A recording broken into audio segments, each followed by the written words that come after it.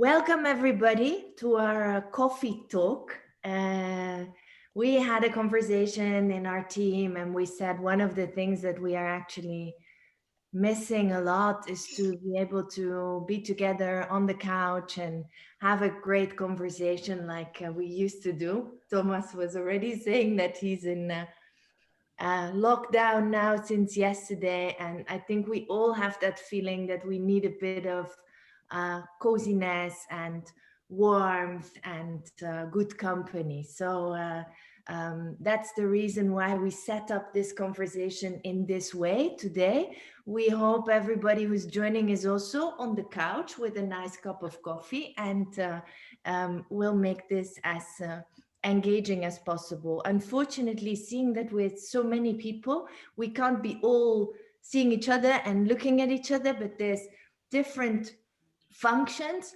on Zoom that we will be using. So there's a chat room, a chat function where you can basically leave your name and your location. So we would really love to hear from all of you, who you are, what's your name, and where you are based. Next to that, there's a Q&A function. So if you look in the lower part of the screen, there's both that chat function and that Q&A function. And that is where at any time you can throw in questions. They will be coming to us and we'll be, asking Thomas directly in your name, and then make sure that you can actually participate in that way. So I'll start with introducing our guest of today. So we know each other for quite a while with Thomas. He is a very inspiring activist, speaker, and author. He just wrote a new book, which I got here. It's called The Hero Trap. And so today, Benoit, who is with the yellow shirt, is helping me to have a conversation with Thomas. So Thomas, first of all, we would really like to start from the fact that in the beginning of the book, you say you actually challenge some of your previous ideas. So you've always been talking about purpose. You've always been putting together a lot of inspiring thoughts and knowledge around it. But you say that you had a moment where you challenged your previous views. So can you maybe start from there and tell a little bit about how that happened? For sure. And hello, everyone. And thank you, Femke. Thank you for Benoit for this opportunity here today. In Denmark, I'm calling in from Copenhagen. We actually have a word for this that some of you might have heard, which is hygge. So hygge is when you sit on the couch, you light a candle and you have coffee. So that's one specific word, which is it's kind of hard to find a similar word in English, but coziness or something like that. So this is going to be hygge. So yes, very much. I mean, my journey have been. I started out in advertising from the creative side, and I think the thing that I realized about a decade into my career, and the thing that actually sparked my first book, Good Advertising, was, so this is about a decade ago, was the kind of climate summit in Copenhagen and all that stuff. And in the kind of earlier days of purpose, when you had, brands like Ben & Jerry's and Dove, the whole Real Beauty platform, Patagonia, Chipotle, and some of these brands.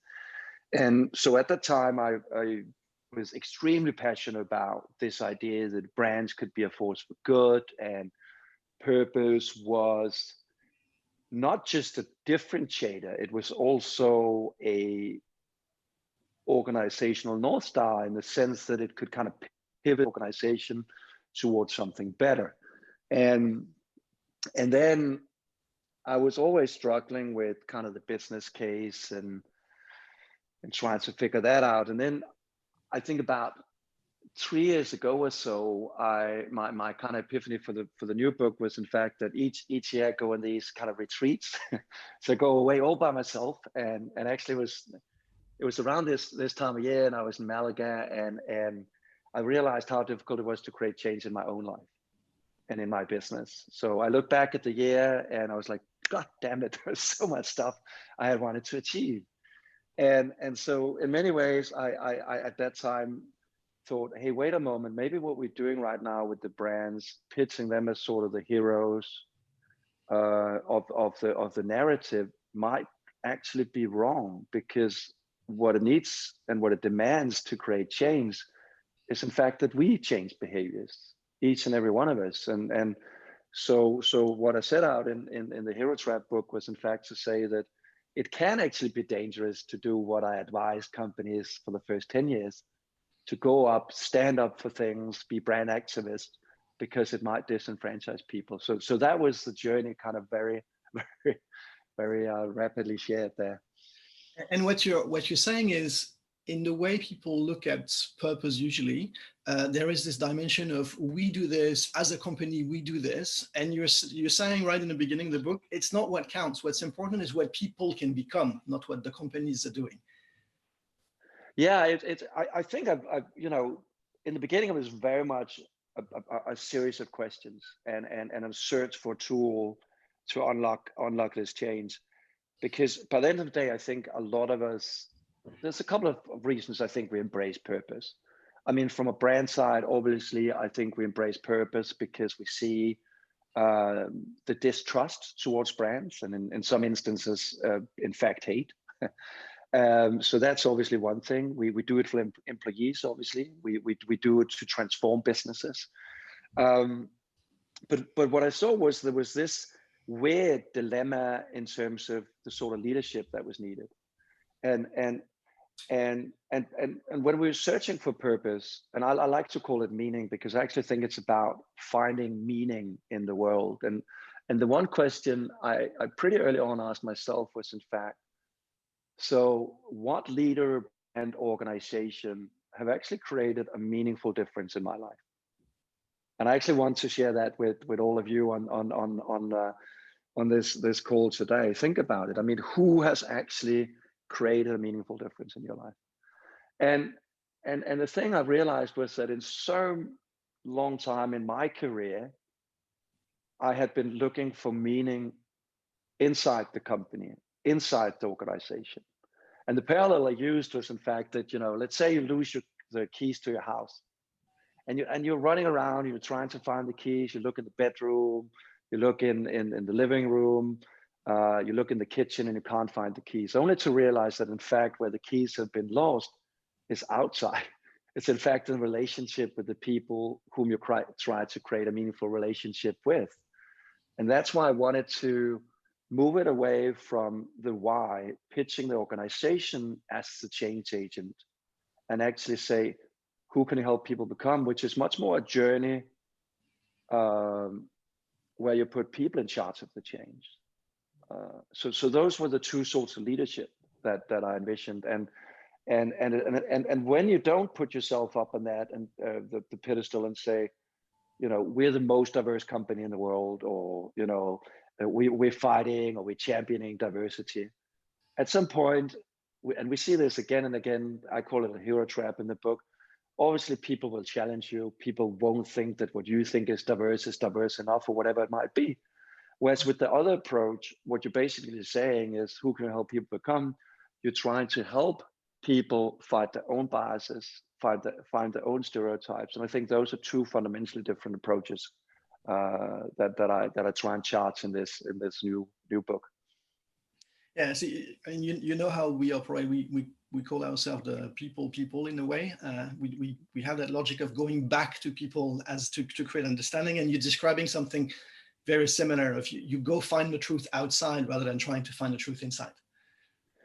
Yeah, I mean, it's fun, right? Because I'm not too far away from the Carlsberg headquarters, and I've done a bunch of work with Carlsberg. We help shape their global sustainability platform, and there's so many other breweries. Obviously, they have a founder who have had societal ambitions. Not saying that every founder had that, but basically, I mean, if you look at Heineken, if you look at, Budweiser, etc., it's kind of the same thing, and thus that why doesn't necessarily become this big differentiating thing, because when everybody is screaming about why and why they matter and all that stuff, it doesn't become differentiating. It doesn't become believable. I think what I try and explain in the book is, in fact, that we come from this purpose period, and obviously depending on where people are calling in from, but especially now I call in from a kind of Northern European, Scandinavia type context, and there every brand is kind of, either super purposeful, or there's a purpose glued onto it. So much purpose, and so the evolution I talk about is really what's the next step. Now we've been talking about the societal difference that these brands are delivering in our lives, but the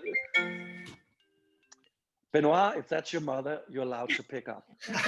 I won't. That's the rule. If the same thing with me, if my mother call, I pick up. Else I'll get in trouble.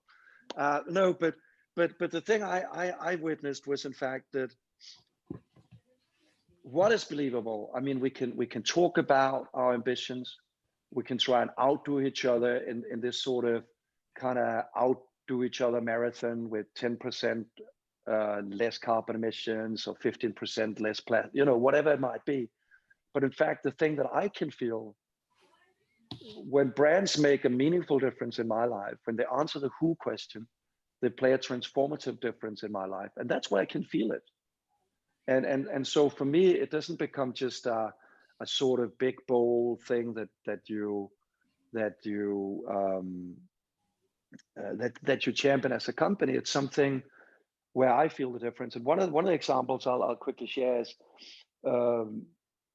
I love cooking, and one of the companies that I felt took this approach is a company that delivers food boxes to my doorstep with farm fresh produce.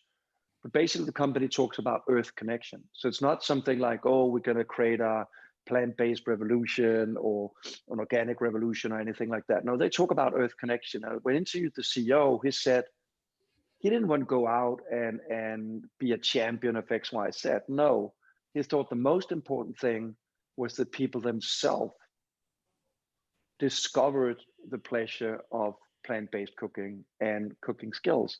And in fact, what they do is that they come with these recipes. So they taught me something new. So I've suddenly become a fairly good plant-based chef. At least now I can do vegan food. I can do a bit of vegetarian food that's fairly okay. And I think that's the tangible difference. So for me, that's sort of the move from a societal difference to a transformative difference. So in a way, you're saying people are not buying the products, they're buying who they can become. Exactly. The outcome, the transformational difference is exactly that thing you're buying. And I think especially because the market for purpose, I mean, essentially what are you buying? Okay, I'm buying a more climate friendly car, or take plant-based milks at this point, right? There's so many out there. In the beginning, it made sense. There was a real differentiating issue you could own. But today, when every plant-based milk go out there and say, good for people and planet, what's the real anchor point? What's the thing that makes me believe that this is different? And the same thing if we look at founders. I mean, I've realized this with this whole movement that I've been part of, and that I really truly believed in the last decade or so, about the why. I mean, every startup always take the why approach. They go out there and they talk about the thing that really kind of created the big pivot for them, and how they now believe in a future that's X, Y, Z, no plastics or whatever it might be, instead of actually understanding what does that actually mean for me, and how can I take part in that change. And so the thing I wanted to do was I created this tool called the Arrow in the book, which for me was asking some fundamentally different questions in terms of creating a new sort of leadership and a new way forward for meaningful brands. We couldn't really see it, I think, Thomas, though. Oh, yes. Just for the ones who haven't read the book. No, you have to a little bit further away. There. Yes. Exactly. Awesome. Thank Yeah, you. so that's so a big part of it was in fact to create a tool that people could use, and it asks four different questions, and the what is obviously what is it that you do, the products and the services, the how you're unique in delivering those products and services, which might be if we talk about champagne, it might be the fact that it's from France. Perfect. That's a unique thing. But before we always asked why, so what, how, why, now I ask who, so who can you help people become? And then lastly, when, so when do you enable that change? And the interesting thing about these four questions is in fact that the outcome becomes fundamentally different because it's putting me and everyone in the driver's seat. And that's where I realized that it's anchoring the change in a human difference, in a transformation, rather than just being a big thing up here. And I remember I had this years ago when Unilever was launching their sustainable living plan. I was doing a talk at the embankment, and I remember this very ambitious female CMO raised her hand and said, you know what, I kind of get what we want to do here in Unilever, but I might be working for this brand a year or two more, then I might move to another brand in Unilever. I might go somewhere else. Why should I stick my neck out for this, whatever? And so for me, I think actually most of us go to work because we love what we're doing. We're self-motivating. I worked in the creative industry because I love creativity and I love how I can solve problems. And so that's probably my primary driver. Now I can combine that with well-better creativity, solving big solutions out there. But I think it's really about what actually truly motivates us. And I think that's the starting point of the arrow is in fact to look to psychotherapy and coaching to understand what drives human beings. What is it that we go to work for? And quite often, a lot of us don't go to work to save the planet, in fact, but we go to work for the lesser who's. Maybe it's combining our professional work with not doing harm on the planet or whatever it might be. And I think those who's are fundamental in driving in building meaningful brands, because we're dancing on the very top of Maslow's hierarchy of pyramid of needs. It's that self-actualization. That's what we want to aim for. So that's what I wanted, and that's the conversation I wanted to kind of reframe with this new focus on the who rather than the why. So you make it very personal, which is nice. So I want to say something to the people who are listening. This is you can see on the post-it, this is every question I had when I read the book. So I've got a whole time. Perfect. You may have some other questions as well. So please put your questions in the Q&A section that you have on Zoom, so that we can refer them to Thomas as well, and we make this a bit of a discussion. But the biggest question I had when I read the book was a question about optimism, because what you're saying is basically what you engage people, companies to do is to talk to people and to say, how can I help you become what you want to become? But how do we know that this becomes something good? I mean, how do we know that what people want to become is fundamentally helping our world, as opposed to they all want to become the best poker player? True. I mean, you're actually fundamentally touching on one of the questions I asked myself in the very first book, Good Advertising. In fact, I think as a marketing industry, the big pivot we've seen over the last couple of years have obviously been the fact that we've been, in many instances, preying on people's insecurities, on status, on things like that, to say that if you don't buy this bag, you're not part of the it crowd. If you don't drive a BMW, you're not a real man, or whatever foolishness we've been uh, putting out there in the advertising space for quite some time. I'm an optimist, and I do actually believe in the good of people, and I actually do think that ultimately what drives us are not those extrinsic motivations like status and money. And I think for some reason that narrative still exists, whereas I do think we are driven by intrinsic reasons. Things like learning new things, being connected in the community, friends, love. All these things are actually the real drivers of and the real motivation why we do things. And I think as soon as brands realize that, that's really the bridge towards playing a meaningful difference. So I think that's the pivot from those extrinsic motivations to the intrinsic ones, where you're anchored in the change that we want to see. And I think actually this really challenging time have actually shown us what it is that makes us happy. I'm sure that a lot of people in this call have started questioning a lot of things. I mean, I've had friends who, even though this is not the best period to quit your job, have said, enough, it's enough. I've actually had a period of time where I could kind of refocus and find out what's valuable in my life. And I think that's the thing that this period does. I mean, we've gone back to some of those basics, learning new things, betterment, human health, improving our bodies and our minds. So in a way, you're inviting people to use their empathy to figure out how their brands could help people become the better people that they want to become. Yeah, I mean, let me give you a very concrete example. I mean, I just shared the story of Årstider, which means seasons in Danish, obviously, that taught me something that is a skill that a lot of people around the world is forgetting how to cook.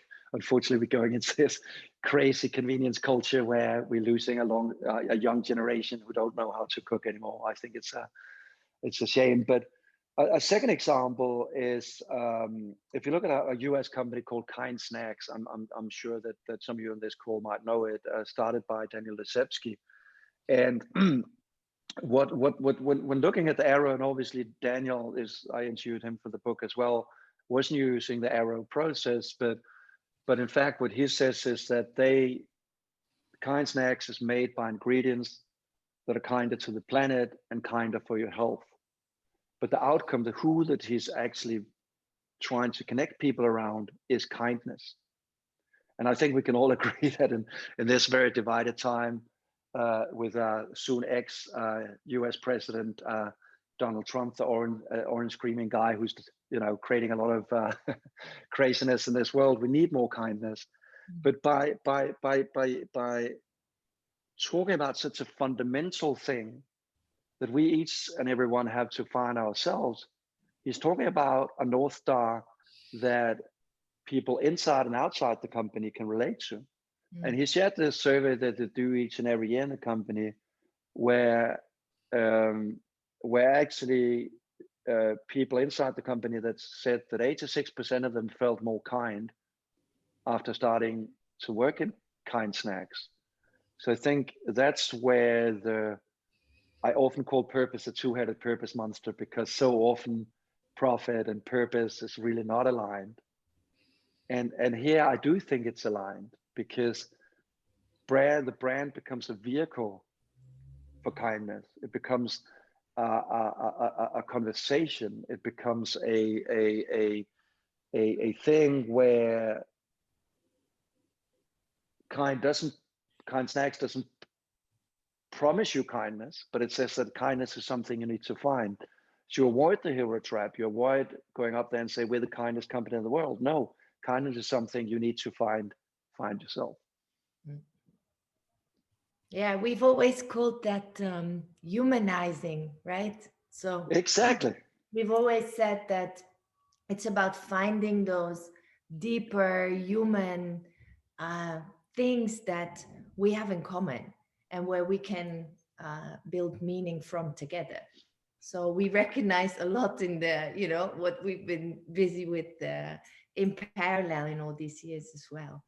Yes, and it's often, I think, when you work in this way, it's also becomes so much meaningful for everybody involved, right?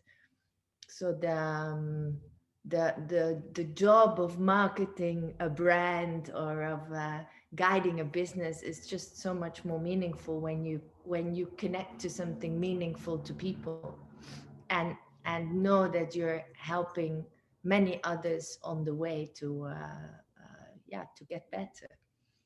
Yeah, I think I often jokingly say that purpose is a bit like Pokemon. Everybody is running around searching for it, Yeah. but nobody really knows why. And my issue was in fact that, you know, obviously it was different a decade ago, but today everybody apparently needs a purpose, and they built this card house with values, vision, mission, and then on top there's this purpose. And and so often, unfortunately, I think purpose ends up being what everybody in the boardroom could kind of agree on. And we all know what happens in those big meetings is that it becomes the lowest common denominator. So it ends up being something like, let's do good for people and planet. And I've actually seen that. I mean, we looked at Fortune 500 companies' purposes, and some of them are really not a North Star in any aspect, Mm. because it doesn't drive the decisions you take. It doesn't motivate the staff internally. And one of the companies that I felt was extremely inspiring in getting this right was a health insurance company started in South Africa, now they're in 7 markets across the world, but they're called they're called Discovery, but there, I don't call it a purpose but a promise. They say incentivizing people to live healthier. It's actually something that drives the business forward. It's something that each and everyone can buy into, whether we work inside the company and outside the company. And that thing has made them one of the most innovative health insurance companies in the world. It's made that stringent focus on people's transformation has in fact uh, made them made them push the customers towards that much needed healthier life. I mean, they've done a survey with about 400,000 people, and compared to an uninsured group, those people now exercise 4.8 more days per month, which is an incredible accomplishment. And that's also where I call the purpose nonsense or the purpose BS is, in fact, when people say, oh, we champion X, Y, and Z. And I often say to people, so what's the manifest of that? Let me see the change on the ground. How do I feel that? What have you made different in my life? Mm. And that's where I think we need to push the conversation. Now we've been through a period where it's been a free for all claim that we want to do something good for people and planet. Now I, as a private individual and a citizen, I want to feel that right now. It's not free anymore to claim that sort of stuff. Yeah, and you know, I think it's very interesting times for that as well, right? Like I feel in all the conversations that we're having in these months with our clients, but also with, you know, just people in general, the people they serve, everything seems to have become just a bit more conscious, a bit more, you know, reflective. Like people realize more why they do things and what is important to them, and yeah, as you put it, what it helps them become. And there's a lot more very conscious choices being made as well. So I think what you're saying is really fitting what's happening in the world right now. It's changing so rapidly. Seems to be yeah, a shift that is necessary. I think the sort of tokenism that we saw a decade ago, you could buy some shoes, or you could buy a T-shirt decrying ocean plastics or whatever it might be. I think there's just no status in that anymore because everybody can do that and it's a free ride. I think in fact today the real change is in fact if you invest something in it, if you go out and do something about it, and which also comes back to one of the things that I didn't figure out in my first book. how do we disconnect this crazy consumption drive of advertising and create a more meaningful future, more meaningful growth? And so when I was 15, my biggest wish for my birthday was a boombox, which is one of those with kind of 2 cassette tapes and a CD player. And my parents were school teachers, and I don't know what it is with school teachers and boomboxes, but it just wasn't a popular choice for a birthday present. But obviously, with a lot of nagging, even school teachers gave up after a while, and I got it, which I'm thankful for. But last year, my niece Clara turned 15, and her wish, and she's from a generation that's obviously completely different, a generation that their view on big corporates is basically those are the guys who ruined our environment and created social injustice. And her thing was she wanted to jump out of a moving airplane in a parachute because that challenged her, that taught her something.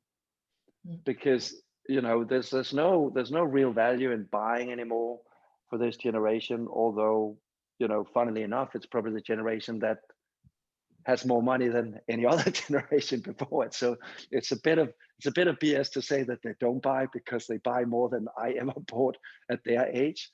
But I think they look at consumption in a different way. And I think that's also the pivot that brands need to understand, is to say, wait a moment, at one point, you need to think about how your business is not about just selling more stuff, but it's about selling human betterment, learning us new things, to cook, giving us healthier lives, making us more connected, whatever it might be. Okay, I'd like to go into some of the questions. There is one coming in from Mauro, and he's asking, in today's world, people are building their identities on social media, where they project their ideal self.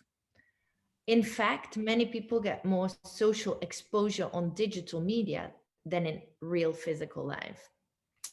How do you think brands can run their mission to help you become who you are in the social media arena? How do brands help consumers to build a digital identity? Thank you. And thank you, Mauro, for joining. I know you were trying to make time for it, so it's really nice to have you with us. Mauro is in Spain, and we've known each other for quite a while, working together. So it's really nice that you are part of this today. Thank you, Mauro. Mauro, thank you so much, and a really good question, because it's a really great segue to a second point in the book, which is obviously that for so long time, marketing has really been a kind of one-way mass marketing approach, kind of looking at us as a target group. I think it's essential that we today open up our brands and make people participate, or even the ones that actually create the efforts. And the second part that I talk about in the book is something I call the wheel, which is about actually giving up the usual power. We do everything as a company to actually make people part of it. And so it's a very good point in the sense that if I take the example of Årstiderne seasons, obviously when I cook and it goes well, I share it on social media. I share this beautiful little vegan pecan pie, whatever it is, put it up on social. And suddenly I become a willing advocate for this new belief that I have, my newfound happiness, my new taught skills. I think this is where the who really becomes important. It is, in fact, to understand that there's a bigger shift happening from where brands think they have the control of everything, to each and every one of us being used to being able to now today, if we want to start a business, we can do that with the click of a button. And so in that part of the book, I look at how brands can open up the marketing mix from promotion to distribution to pricing to products or services and make people part of it. And it's such an interesting development with a lot of brands kind of pioneering this new sort of openness, engagement, even big brands. I mean, one of the guys interviewed for the book was Mark Pritchard, the global CMO of Procter & Gamble. And he said it very well, this power shift. He said, even though they're 180 years in business, they have some of the best researchers and developers working for them, the best scientists, yet still people today believe a 15-year-old kid making soap out of his mom's basement more than they believe P&G. So it's really about understanding how you can make people part of this change and this power, the change in power relation. Awesome. I'll pick another one from Tatiana. She has joined us today from Switzerland. Thank you, Tatiana. Another great question here. So this is about self-actualization. And she's saying you talk about self-actualization, which is the top of the Maslow pyramid. So how do you see that playing out in shopping decisions, in challenged environments, in the developing world, when the drive is actually to survive and make it to the next day? That's a very, very good question. Again, I see obviously there's very much of an evolution of what's happening right now in the market and the maturity of the market. That being said, I do think that the arrow can be applied even to markets that isn't as developed in purpose, because as I said, this is fundamentally about avoiding the hero trap and pitching yourself as the hero, but basically enabling people and taking a bottom-up approach. And I think that, you know, if you look at some of the most, I think, successful, even just if you look at some of the most successful nonprofit programs out there in the world at the moment, I think there's finally, I mean, I spend a lot of time in Africa. I'm extremely passionate about the whole continent. I think finally there's a pivot from this old school of let's go into Africa and we do X, Y, Z, to actually understanding let's empower people. Let's not come there and tell them that, you know, this is our recipe. Let's people find the solutions themselves. But from a market perspective, I mean, I've spent a bit of time recently in Lagos in Nigeria, and obviously there I still see. I mean, I was there the last time, and I wanted to talk about my new book, and the guy who I was doing the talk for that invited me. He said, "Oh, please, Thomas, can you just talk about good advertising, because that's where we're at." And obviously in Lagos, just the fact that you have a milk brand talking about something different than what everybody else is doing and how they can play a difference in society in Nigeria makes a difference. But I think still the arrow is still applicable, but it is an evolution. I actually think that there's always these deeper human needs that you can find that I'm not sorry to challenge. No, please. I'm not sure. No, I'm not. I'm just asking myself in the moment, do you really need to go through the good advertising to get to this new stage? Or is it actually about it also in that case, understanding where people are in life and what's important for them and where they are moving and what they are, aspiring to improve in their lives and starting from there, really. No, I think you might be right. I think there's this whole idea about African lionesses, the fact that in at least let's not generalize the whole continent because that would be wrong here, but let's say Central Southern Africa. I mean, the fact that women are just the ones that hold the family together, that drives the much needed change. And I think obviously, yes, there is a who that can be explored in empowering women and making the mothers feel important rather than having this crazy narrative about the man being the head of the family and the one that does X, Y, Z. So yes, I do think it's human. It's just in terms of the in terms of some of the market narratives, obviously we still do see in developing markets how even functional benefits can actually still work. A promise of whiter teeth for some reason can still work in some of these markets. Should marketeers aspire to something bigger? Yes, I do think so. And I think the double standards of some of these global corporations in these developing worlds are, in my opinion, astonishing. I see it, and I've witnessed that from, as I said, I spent quite a bit of time there.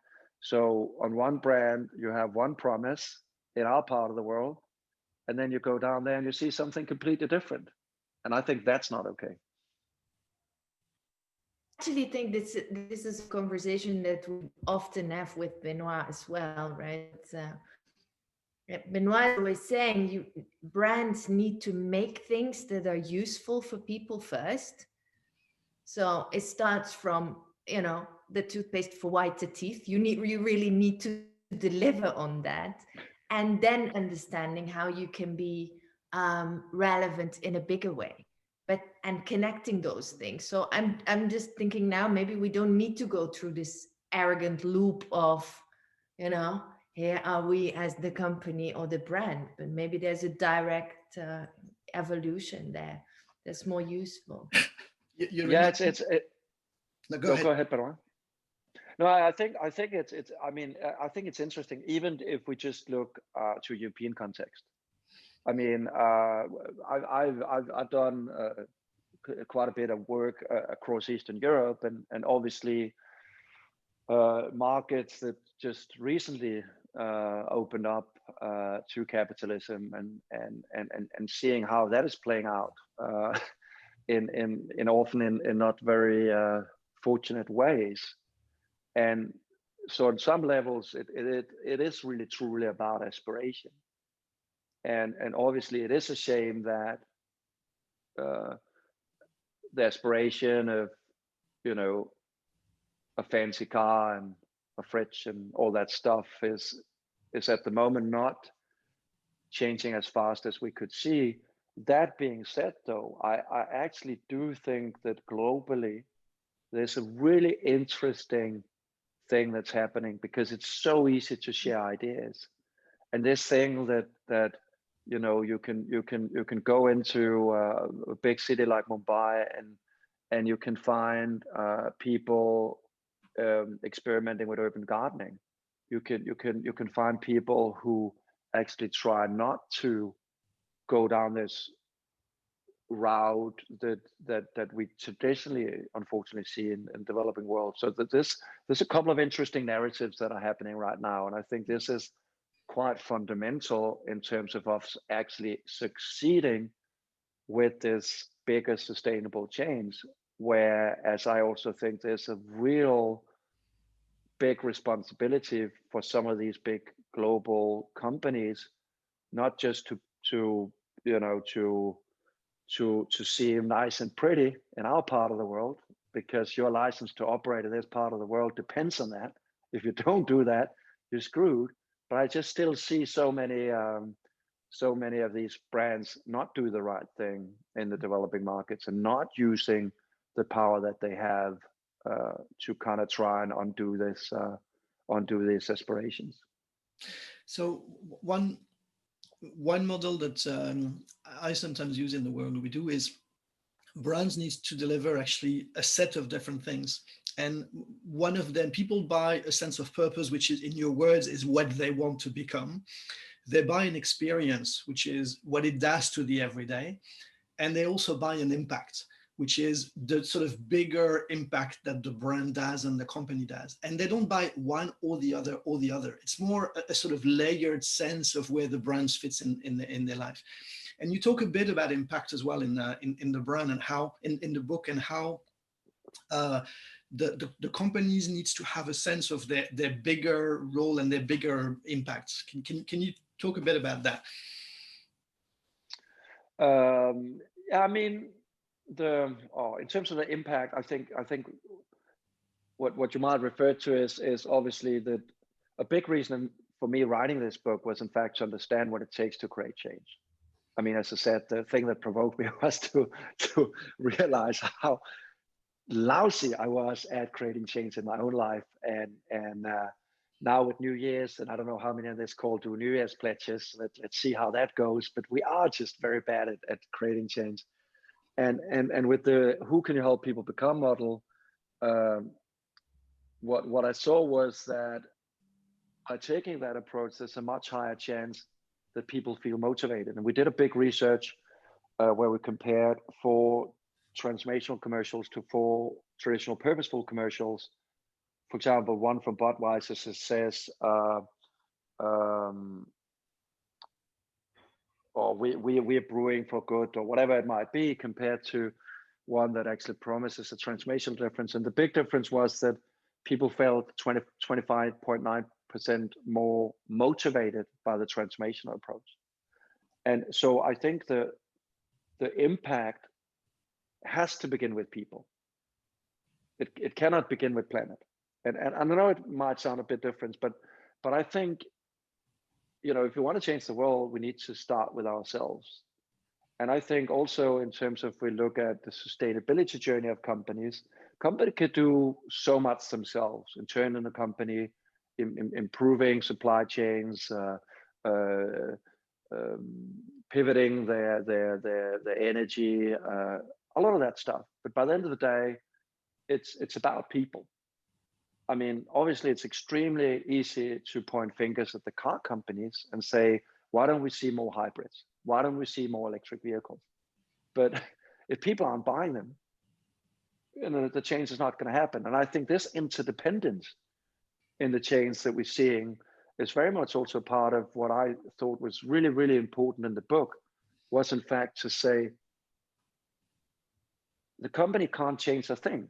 It honestly can't. I mean, it can go out and say, we're going to do X, Y, Z, but the change is going to happen together. And that's why I think it's important that we take that mindset. So I'm definitely for companies wanting to improve the world and wanting to do something. Obviously, it's your license to operate. But I think the real journey towards that change, and the real way you unlock that change, goes through people's minds and hearts and behaviors. You made me just inspired to do some exploration into what are all those New Year's pledges in January 2021. That will, well, it will be super interesting, right? To have a sort of mapping of what the people around the world are desiring to change in their lives. It's that would be quite an amazing base for a lot of work next year, I think. Have yours changed, Femke? Because from if you look back at last year, I'm a really bad example with these pledges. I know I'm so bad at maintaining them that I don't put them too high. So this is no, about. No, but I am committed to trying to, as you said, for example, live a bit more healthier life, and eat better and move more and be there more for the older people in the society today who are very often alone in this time. I mean, and these are things that get a bit lost, right, at the end of the year. So you do, I think it's super interesting. So this is touching on how we measure success, and Mark is raising a question which I find timely. He says, profit is an easy concept to understand and measure in the short term. Can you help us understand what success would look like in the new world?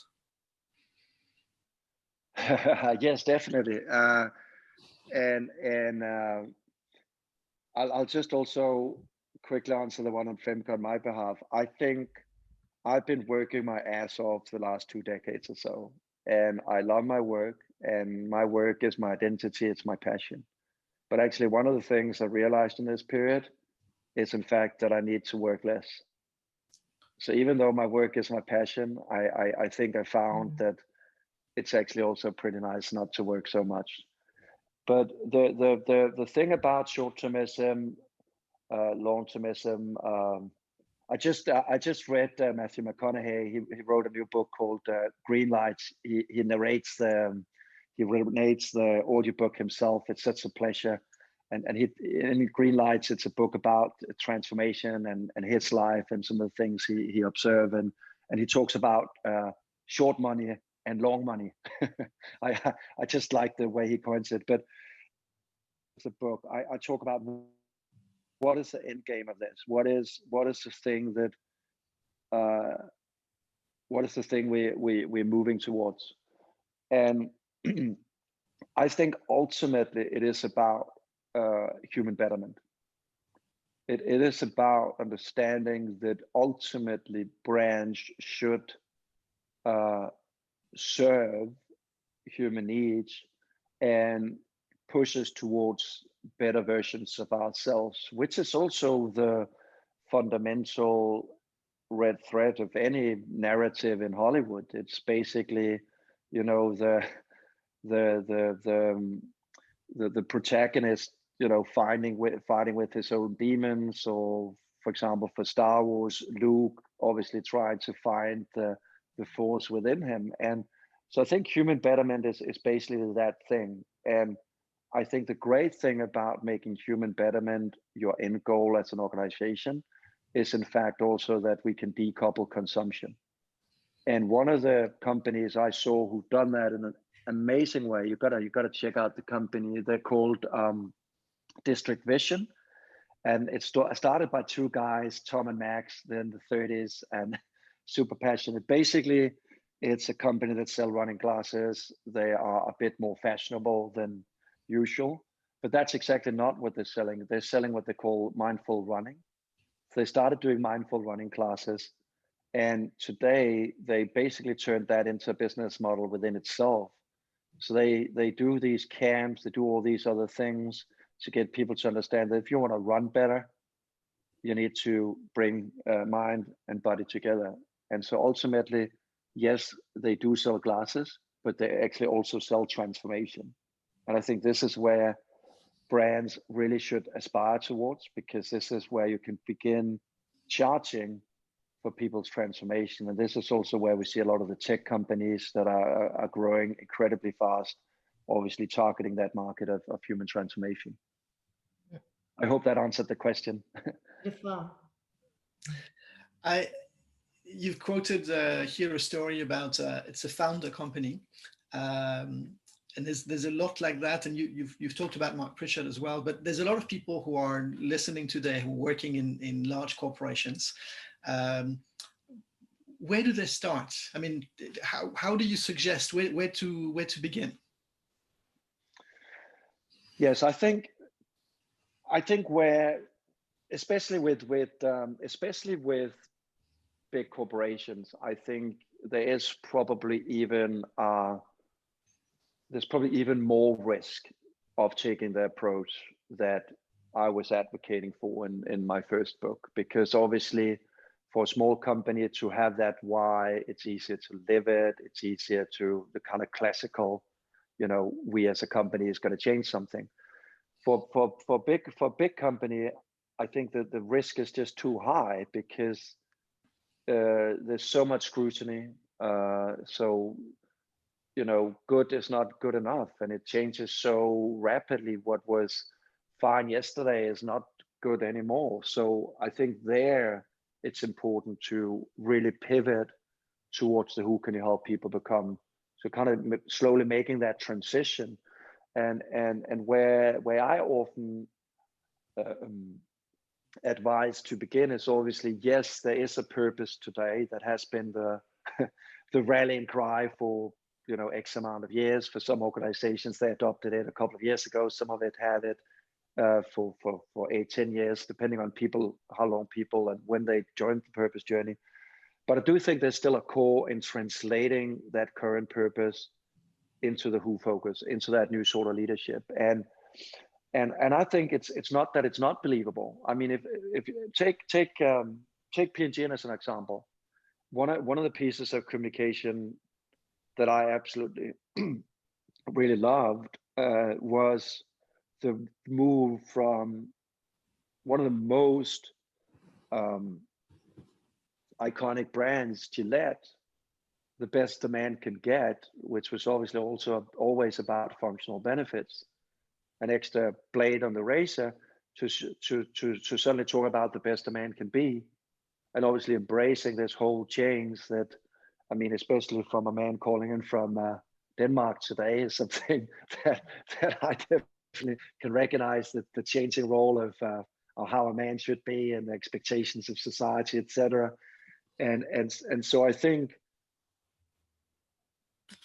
big companies got to step down from that hero pedestal, and they honestly got to reframe that leadership challenge, because if not, they will run into that hero trap. They will fall down and they will be criticized.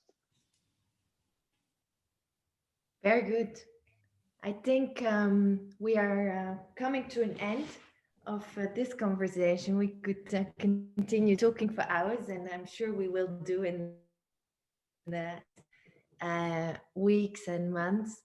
It was really big pleasure, Thomas, to have you with us in this conversation today. Thank you for making the time. I very much personally enjoyed it, and I'm sure a lot of other people did as well. To everybody else who was on the call today with us, also really thank you for making the time. I hope you found it as inspiring as I did. Also, please let us know if you enjoyed this, if you want more of this, if you want to, we can get some more conversations set up in the beginning of next year to keep going, even if the times are not bringing us together in real life yet. That's it. With that, I really wish you all a wonderful holiday time, beautiful days with, I hope, at least close family, and take all good care of yourselves. Thank you so much. Thank you.